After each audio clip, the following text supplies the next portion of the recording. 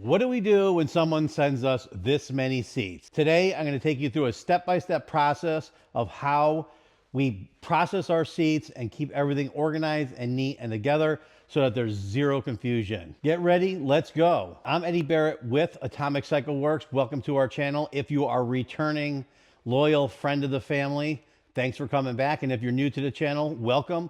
We are a small motorcycle shop located here in beautiful New England, and we build custom motorcycle seats, paint motorcycles, and do a little bit of everything. We are just your all-around motorcycle enthusiast. Not one specific brand. We love them all. So I'm sorry if you're just a Harley guy or just a Honda guy. We do them all. So there might be videos for everyone or might be a few for you. But thanks for coming and let's get to it. So the first thing we do when seats and parts come in is we try to separate everything per motorcycle. This motorcycle here is a Fat Boy. And the gentleman sent us 1, 2, 3, 4, 5 pieces for his Fat Boy. He also sent 3 pieces for his friend's Fat Boy.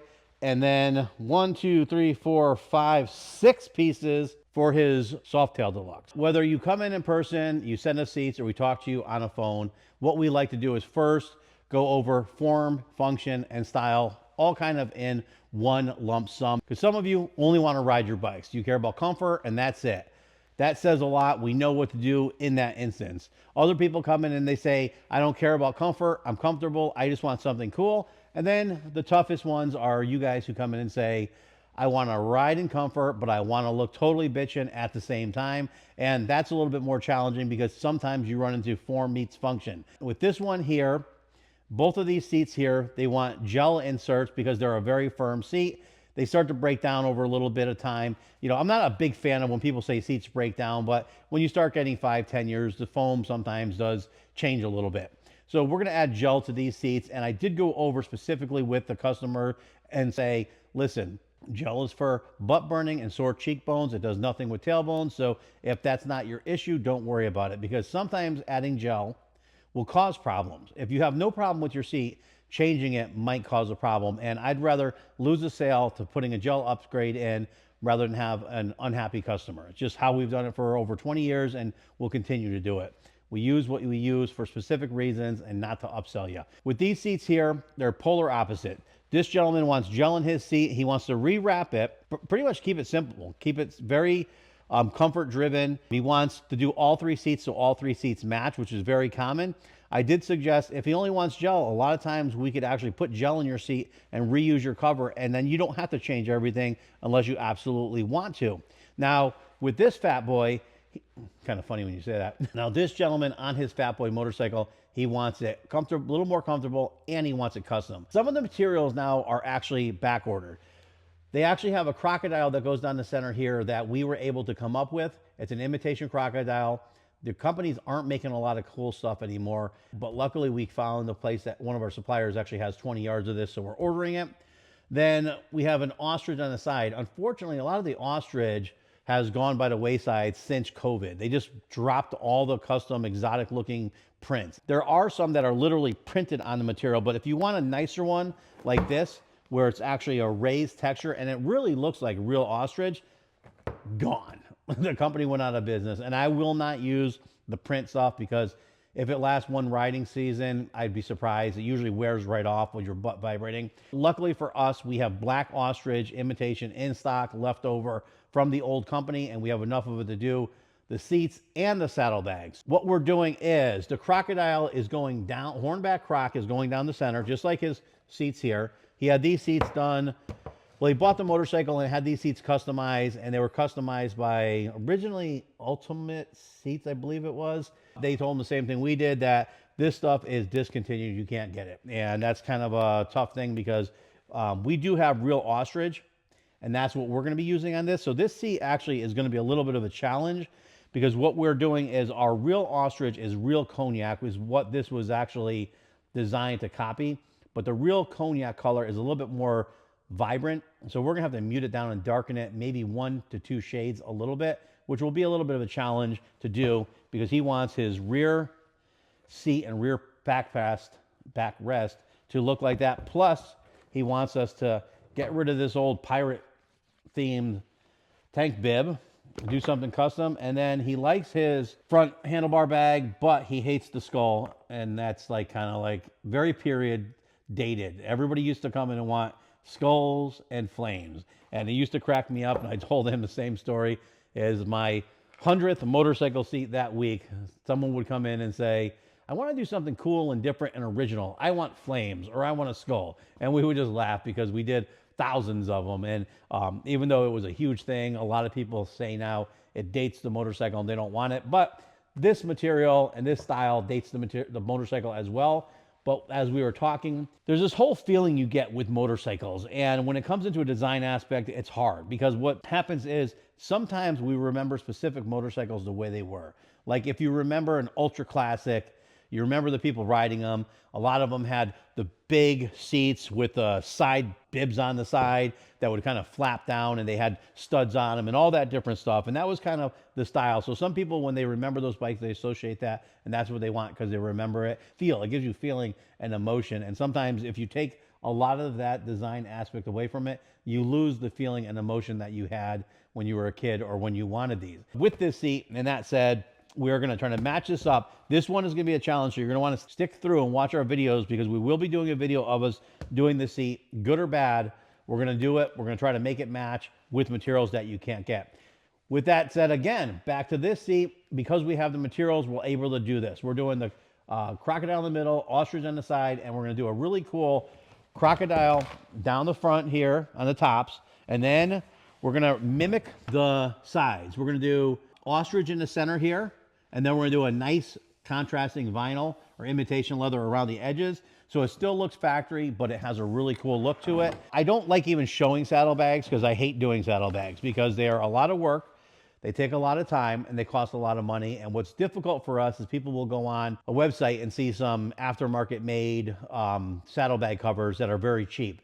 And then they think that that's going to be in the ballpark of what it actually costs to do. And it is not. Nowhere near what it costs because these things take days to do, to tear them apart, repattern them, resew them. It's a lot of work, and to make them look factory again. Plus, I've noticed on these ones here, when you lay them down, there's actually an imprint under here of some sort of emblem that looks like a Chevy Impala emblem. So I got to see what's that all about. So when you watch the videos of us doing this setup, you will see what the heck's underneath those saddlebags, and we will deal with that. That was a lot to get out in one breath. Hopefully this video isn't too mundane and boring for you. Now, what's nice is we keep a lot of the older exotics and stuff in stock because it's big for us.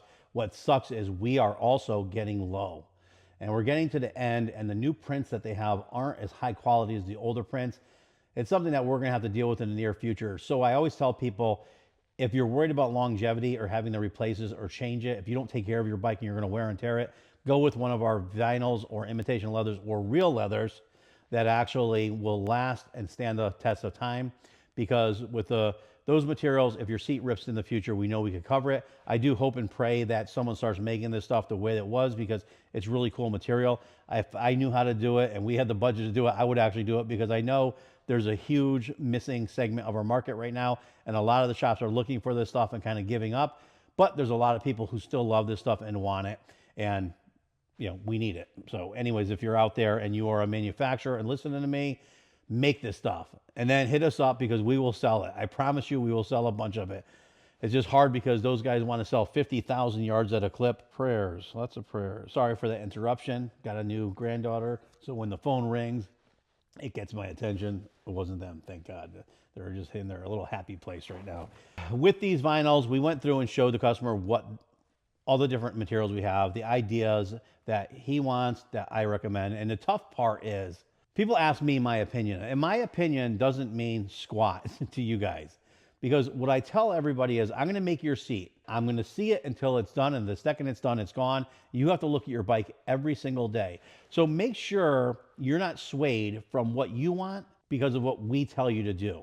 And it's a hard thing because I might not like this seat or might like that seat, but it doesn't matter to me because I don't look at your bike every day. It matters to me because I want everybody to like your seat, and we do, because we do this every day, know what the majority of people want and like. But hey, let's face it, custom isn't going with the norm, what everybody else wants. Custom is what you want, and you have to keep it that way. And yes, you've seen some of my videos where it went completely sideways, where people have no idea about design and making something look cool, and they put it on their bike and then they get ridiculed afterwards. And you have to be prepared for that, because when you do something crazy, you're going to get hate. The more hate you get, the probably better you did, because you're getting the attention and people are looking at it. And if people are hating it to the point where they're voicing their opinion, then you did something right. Because if you like it and they don't, it shows that you're different, you're creative, and you're on your own path. And I am totally for that. Now, if you asked us and say, hey, I don't want to be ridiculed, I don't want to be that mainstream, or I want to go more mainstream, I want the majority of people to like it, I want the least amount of backlash from it, yes, we could give you a lot of recommendations, because we have current trends that are going on. There's always different trends in the motorcycle seat industry and motorcycle business, and it's hard because everything eventually will look dated. I don't care what you say. We say we're going to do this because it's timeless. Well, timeless isn't time. Because if we do a plain Jane, like you'll hear a lot of our hot rod interiors, and I've said it a million times, and a lot of the hot rod shops come in and say, okay, we're doing an interior. We're going to do this all in one leather, nice, clean, elegant, because that will stand the test of time. Does it? Kind of. But people get bored of that, and times change. And I remember we did a lot of billet aluminum interiors with all leather, and yes, it looks like the leather will stand the test of time, but that billet aluminum did not stand the test of time.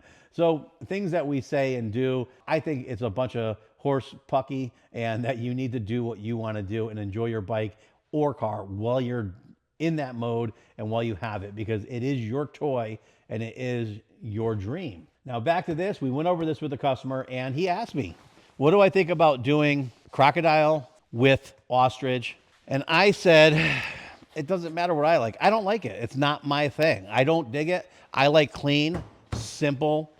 I like different styles. It's just how I am. But don't do it because I told you to do it. Do what you want.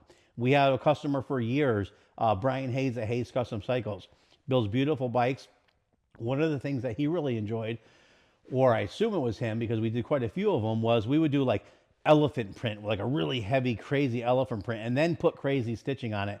And to me, it just becomes like a blur. There's just so much going on. I can't see the artisticness of it, but his customers loved it. We did a lot of them, and it was very cool. I actually enjoy doing things that I don't like to do, because sometimes it shows you different avenues and teaches you different things. So if you get typecast, or you typecast yourself into doing one style, one design over and over again, yeah, it may work for now, but things are going to change. And what's going to happen is you're not going to have the skill set doing something different because you never tried it. And yes, it does suck, because sometimes you don't do your best work when you're trying different things.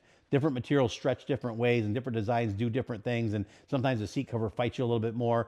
But doing that, for me, helps you evolve to a better skill set, better tradesman, and doing what you do. Now, after we went through that, he decided that's what he wants. He loves it. He likes this seat. He likes what he has. He kind of wants to have something similar on this seat, and I'm glad that he is doing that, because I want him to have exactly what he wants.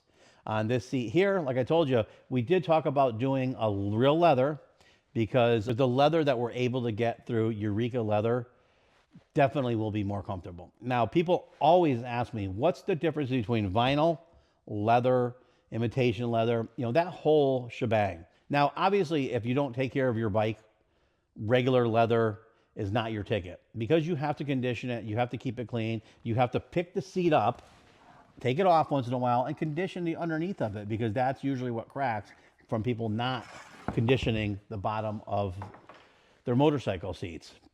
Same thing with your rear seats. Pop it off for it, take that time, condition the underneath, and you're not going to have a problem, and it will last you forever, and it does stretch better.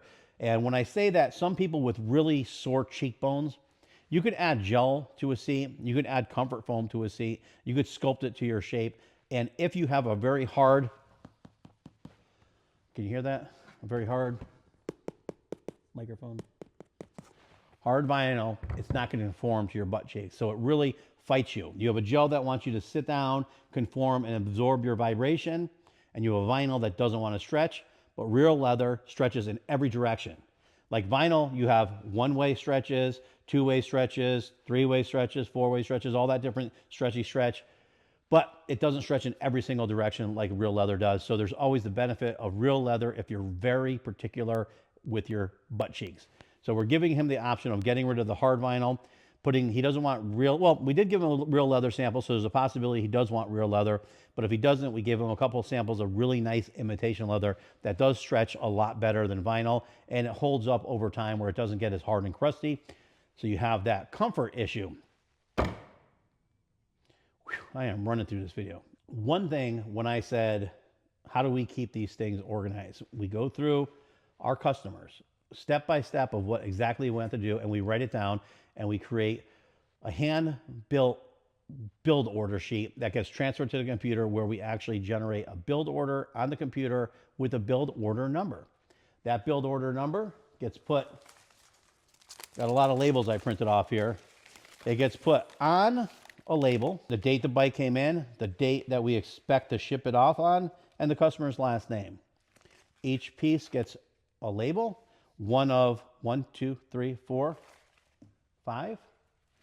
So we get 1 of 5, 2 of 5, 3 of 5, 4 of 5, 5 of 5. All get stickers put on them. And then we put a bin number on that box and on the build order, and all the items that you brought in for each individual motorcycle go into a separate bin, so everything stays together every step of the way, so nothing gets lost, misplaced. We keep all of your old seat covers, all of your old parts, whatever we're not using, in here till the end, and then you have the choice of if you want us to throw it away or if you want to keep it.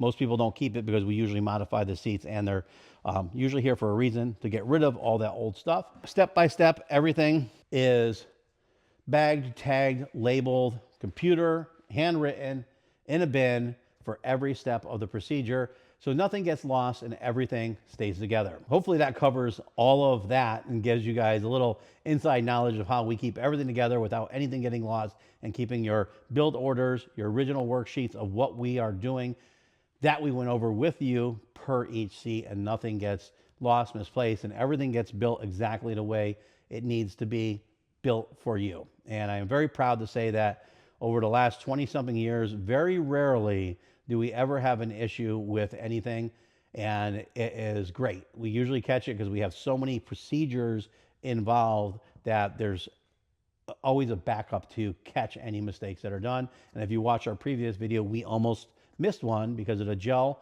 because of our messaging on Instagram and Facebook.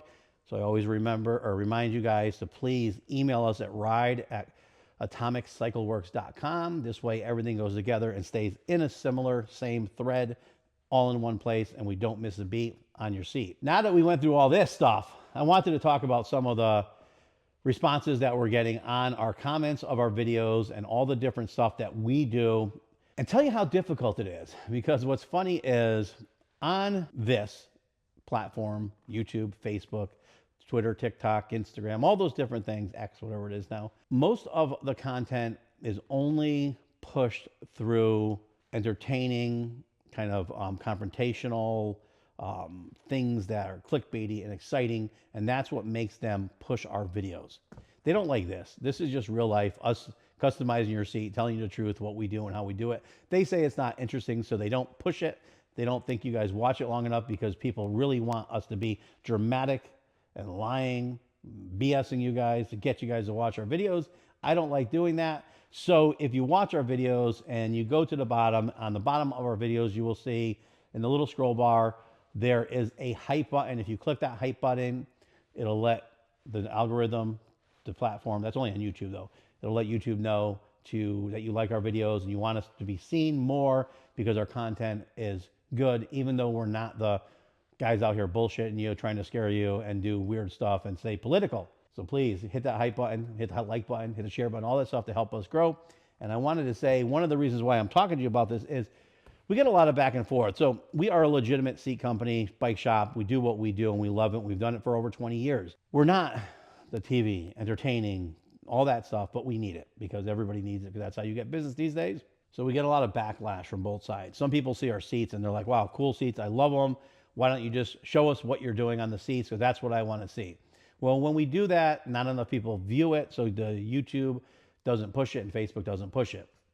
They want us to talk, be more personal, tell you what's going on, which to me is kind of fun because I have a lot to say. People who know me know my mouth doesn't stop talking. You usually got to zip it shut, lock it, and run away. And so there's a lot of stuff that goes on through the course of the day and the course of our business and life that I love sharing with you guys. And I hope that it keeps it a little more transparent, open, and honest, and builds a good relationship with us. And you could comment in all of our videos and let us know what you think, because your voice matters to me. Your opinions matter. If you say something looks stupid, that matters to me. If you like it, that matters to me. If you comment, the hard part we get with the comments are a lot of people are like I said, they want to see our seat videos. They don't want to see my mouth flapping. They want to see cool stuff. They don't care about opinion. Then we get other people saying your videos are boring because I've seen 100 of your seat videos or how-to seats. I want to know more about your shop and what's going on. It is an impossible juggle. And the hard part is when you say things that are current affairs, like I talked about the Bad Bunny on the Super Bowl thing on one of our last videos. We get a lot of people chiming in on that. People really want to voice their opinion. And it's hard for me because part of me is like, yes, I gave you my opinion, and my opinion means a lot to me, but it doesn't mean shit to anybody else. It causes a controversy, which is really not what we're about. But you know what? At some point you don't know what to do because you need people viewing your videos. You need to grow your channel, and you want the right people to see it. And unfortunately, we are in a world of drama and chaos, and that's all people care about. I actually wanted our channel to be a place where you could come, no drama, no chaos, watch us do some cool stuff, watch us grow our company, do what we do, be a part of it, be a part of our journey and all the things we're doing. I'm a little ass backwards here in what we do. And I hope for you guys, I know there's a lot of you actually who follow it, because on our CycleWorks channel, we actually get a lot of people that are actually returning viewers, which is awesome. And you guys are what make the difference to us, because it's really helps us grow our channel. And I appreciate the communication. A lot of you guys on social media and even off social media will hit us up or talk to us or come in and tell us all the cool things that you like or don't like. And I appreciate that because we need your help. We're not this. We're a bike seat company, bike shop doing cool shit. We're not, the YouTuber guys. So your opinion really helps us grow the channel. Hopefully this was an insight into what to do and what we do.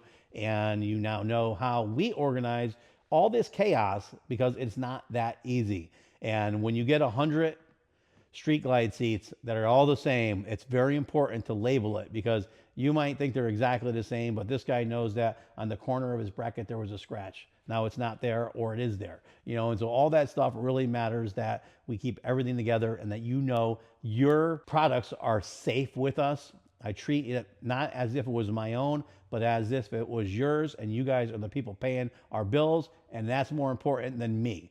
So we take care of everything you have with pride. Thank you. Please come back for more. Je suis sexy, genre je le sais pas. Monte dans l'avion direct, aéroport. J'ai pas beaucoup de cash, ça ne va pas. Mais j'ai ce truc qui frappe.